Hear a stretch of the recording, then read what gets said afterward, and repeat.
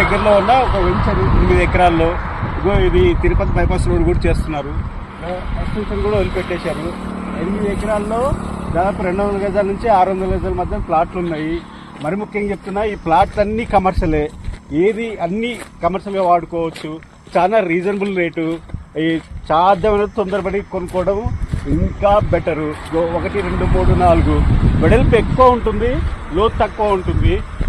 దాదాపు ఇది చూసుకుంటే ఎట్లా వస్తాయంటే మీకు 2 ఫర్లాంగులు అనుకోండి, అంతలో ఉంటుంది మీకు.